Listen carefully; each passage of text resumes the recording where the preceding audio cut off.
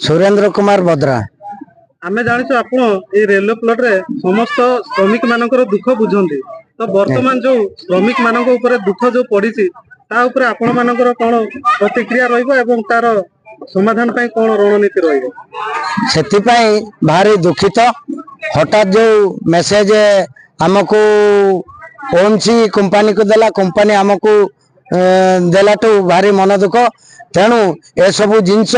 पूर्वर जमीती चली आसमिति चालू आउ विशृंखला ओमसी न करंतु कहीं जीव जीविका कथा कहीं 50 टंका तो आज 5000 पर्यंत खटी आर आमर गरीब आदिवासी अंचल अधिष्ठित आदिवासी जनबहुल माने चाष शिक्षाटू दीक्षाटू चालीचलनटू बहुत शांति श्रृंखला भाव चली आसुंती चोर डकायत की गंडगोल हेंगामा देंगामा नहीं जदि यार नहला तेणु राज रास्तार हणा कटाटू चोर डकायतू दुर्नीति अत्याचार बढ़ी रही आशा करुची। जाओ केउझर जिलार आदिम आदिवासी मोहन माझी नुआ सरकार को आमर एतिटा विनीत अनुरोध रहू कि जे जमती पूर्वर चली आसला सेमती चालू जीव जीविका जमती निर्वाह कर सेमतिका रहू तेणु ए पार्टी कि हाथ ए खटिकिया मेहनती टाकू हाथ छड़ा कराई न दिंतु। तो आपण मानकर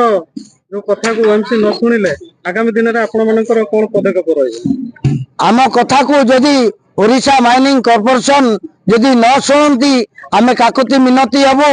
एवं द्वारस्थ हबु जदि न शुणती टोटाली ब्राह्मणीपाट दैतारी पर्यंत तांकर सेल्स जेतो जाची पूरा गाड़ी मोटर अकचक बंद करदेव पूरा प्रस्तुत रहिबु परिवार सह आगु तो बंद हेबार तो आमे सुनिबा को पाउछु बंद हेबो बोली ये बंद करबा आपण माने ओमसी तो बंद करछि बोली सुनिबा को पाउछु आ। अच्छा आपण माने दीर्घ दिन हमर तो एडी काम करी ही आमे चढ़ी आसछु बहुत हेलानी 40 वर्ष हेलानी एडी खटिकी आमे चढ़छु सब परिवार एई काम करे ही चढ़ुची जदि बंद हेबो बहुत असुविधा रे सम्मुखीन हेबो आ।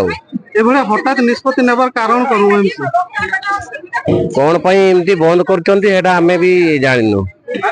हला आपण मानकर जीविका उप बंद हेबो जदि आपण मानकर आगामी पंथा कोन रहइबो कोन पदक्षेप नेबे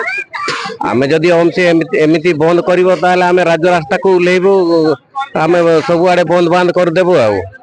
जो गाड़ी गुडा चलीची आयरन फायरन जो सब बंद कर देबो आ। आपण माने नुआ सरकार वर्तमान आसीची मोहन सरकार जोटा कि आम जिला केन्दुझर जिला रो सरकार मुख्यमंत्री हेचंती आपण माने सरकार को कोन निवेदन रहे आमे सरकार को निवेदन करूछु जे आमे जेमिति काम करी आस्तलु ए बढ़िया आमे काम चालू जेमिति ओमसी बंद न करू एतिकीरा आमे निवेदन करूछु।